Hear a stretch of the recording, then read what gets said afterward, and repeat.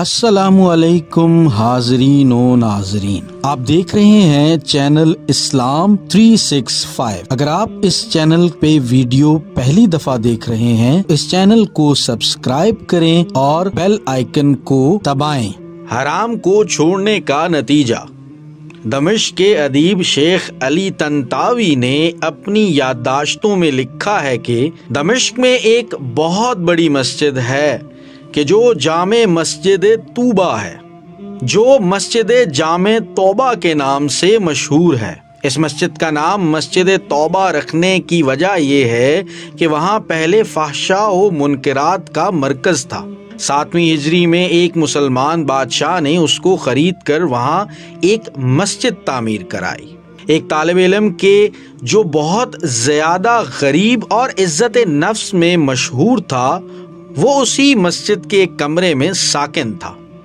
2 روز گزر چکے تھے کہ اس نے کچھ نہیں کھایا تھا اور اس کے پاس کھانے کے لیے کوئی چیز نہیں تھی اور نہ ہی کھانا خریدنے کے لیے کوئی پیسہ۔ تیسرے روز بھوک کی شدت سے اس نے احساس کیا کہ وہ مرنے کے قریب ہے۔ سوچنے لگا کہ اب میں اس طراری حالت میں ہوں کہ شرعاً حتیٰ مردار یا حتیٰ ضرورت کے مطابق چوری جائز ہے۔ اسی بنا پر چوری کا راستہ بہترین راہ تھی۔ شیخ طنطاوی کہتے ہیں، یہ سچا واقعہ ہے اور میں ان لوگوں کو اچھی طرح جانتا ہوں اور اس واقعے کی تفصیل سے آگاہ ہوں، اور میں صرف حکایت بیان کروں گا، نہ حکم نہ ہی فیصلہ۔ یہ مسجد ایک قدیم محلے میں واقع ہے اور وہاں تمام مکانات قدیمی طرز پر اس طرح بنے ہوئے ہیں کہ ایک دوسرے کی چھتیں آپس میں ملی ہوئی ہیں اور چھتوں سے ہی سارے محلے میں جایا جا سکتا ہے۔ یہ جوان مسجد کی چھت پر گر گیا اور وہاں سے محلے کے گھروں کی طرف چل دیا۔ پہلے گھر میں پہنچا تو دیکھا وہاں کچھ خواتین ہیں، تو سر جھکا کے وہاں سے چلا گیا۔ بعد والے گھر پہنچا تو دیکھا کہ گھر خالی ہے، لیکن اس گھر سے کھانے کی خوشبو آ رہی ہے۔ بھوک کی شدت میں جب کھانے کی خوشبو اس کے دماغ میں پہنچی تو آہن ربا کی مانند اس کو اپنی طرف کھینچ لیا۔ یہ مکان ایک منزل تھا، چھت سے بالکنی اور پھر وہاں سے صحن میں کود گیا۔ فوراً باورچی خانے میں پہنچا، دیگچی کا ڈھکن اٹھایا اور تو اس نے بھرے ہوئے بینگن کا سالن تھا۔ ایک بینگن اٹھایا، بھوک کی شدت سے سالن کے گرم ہونے کی بھی پرواہ نہیں کی۔ بینگن کو دانتوں سے کاٹا اور جیسے ہی نگلنا چاہا تو اسی وقت عقل اپنی جگہ واپس آ گئی اور اس کا ایمان جاگ گیا۔ اپنے آپ سے کہنے لگا، خدا کی پناہ، میں طالب علم ہوں، لوگوں کے گھر میں گھسوں اور چوری کروں۔ اپنے اس فعل پر شرم آ گئی، پشیمان ہوا اور استغفار کیا، اور پھر بینگن کو واپس دیگچی میں رکھ دیا اور جیسے آیا تھا ویسے ہی سراسیما واپس لوٹ گیا، اور مسجد میں داخل ہو کر شیخ کے حلقہ درس میں حاضر ہوا۔ در حلقہ بھوک کی شدت سے سمجھ نہیں پا رہا تھا کہ شیخ کیا درس دے رہے ہیں۔ جب شیخ درس سے فارغ ہوئے اور لوگ بھی متفرق ہو گئے تو ایک خاتون مکمل حجاب میں وہاں آئیں۔ اس زمانے میں خواتین کا بغیر حجاب کے وجود نہیں تھا۔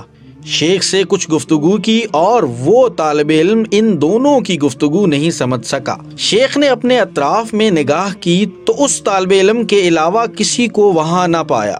پھر اس کو آواز دی اور کہا، تم شادی شدہ ہو؟ جوان نے کہا، نہیں۔ شیخ نے کہا، تم شادی نہیں کرنا چاہتے؟ جوان خاموش رہ گیا۔ شیخ نے پھر کہا، مجھے بتاؤ تم شادی کرنا چاہتے ہو یا نہیں؟ اس جوان نے جواب دیا، خدا کی قسم میرے پاس ایک لقمہ روٹی کے لیے پیسہ نہیں ہے، میں کس طرح شادی کروں گا؟ شیخ نے کہا، یہ خاتون آئی ہے، اس نے مجھے بتایا ہے کہ اس کا شوہر وفات پا گیا ہے اور اس شہر میں بے کس ہے، اور اس کا دنیا میں سوائے ایک ضعیف چچا کے کوئی عزیز رشتہ دار نہیں ہے۔ اپنے چچا کو یہ اپنے ساتھ لے کر آئی ہے اور وہ اس وقت اس مسجد کے ایک گوشہ میں بیٹھا ہوا ہے، اور اس خاتون کو اس کے شوہر سے گھر مال ورثے میں ملا ہے۔ اب یہ آئی ہے اور ایسے مرد سے شادی کرنا چاہتی ہے جو شرعاً اس کا شوہر اور اس کا سرپرست ہو، تاکہ تنہائی اور بدطینت انسانوں سے محفوظ رہے۔ کیا تم اس سے شادی کرو گے؟ جوان نے کہا، ہاں۔ اور پھر اس خاتون سے پوچھا کہ تم اس کو اپنے شوہر کے طور پر قبول کرتی ہو؟ اس نے بھی مثبت جواب دیا۔ شیخ نے اس خاتون کے چچا اور 2 گواہوں کو بلا کر ان دونوں کا عقد پڑھا دیا اور اس طالب علم کے بجائے خود اس خاتون کا مہر ادا کیا، اور پھر اس خاتون سے کہا اپنے شوہر کا ہاتھ تھام لو۔ اس نے ہاتھ تھام لیا اور اپنے گھر کی طرف اپنے شوہر کی رہنمائی کی۔ جب گھر میں داخل ہوئی تو اپنے چہرے سے نقاب ہٹا دیا۔ وہ جوان اپنی زوجہ کے حسن و جمال سے مبہوت ہو گیا، اور جب اس کے گھر کی طرف متوجہ ہوا تو دیکھا کہ وہی گھر ہے جس میں وہ داخل ہوا تھا۔ زوجہ نے شوہر سے پوچھا کہ تمہیں کچھ کھانے کے لیے لے آؤں؟ کہا ہاں۔ اس نے دیچکی کا ڈھکن اٹھایا اور بینگن کو دیکھا اور بولی عجیب ہے، گھر میں کون آیا تھا اور اس نے بینگن کو دانتوں سے کاٹا ہے؟ وہ جوان رونے لگا اور اپنا قصہ اس کو سنا دیا۔ زوجہ نے کہا یہ تمہاری امانت داری اور تقوی کا نتیجہ ہے۔ تم نے حرام بینگن کھانے سے اجتناب کیا تو اللہ نے سارا گھر اور گھر کی مالکہ کو حلال طریقے سے تمہیں دے دیا۔ بہت خوبصورت اور قابل تعمل۔ سبحان اللہ۔ جو کوئی اللہ کی خاطر کسی گناہ کو ترک کرے اور تقوی اختیار کرے تو اللہ اس کے مقابل میں بہتر چیز اس کو عطا کرتا ہے۔ ناظرین، اگر آپ چاہتے ہیں کہ آپ کے پسندیدہ موضوع پر قرآن و حدیث کی روشنی میں کوئی ویڈیو ہونی چاہیے تو آپ کمنٹ باکس میں ہمیں ضرور بتائیں۔ اللہ تعالیٰ آپ کا اور ہمارا حامی و ناصر۔ پاکستان زندہ باد۔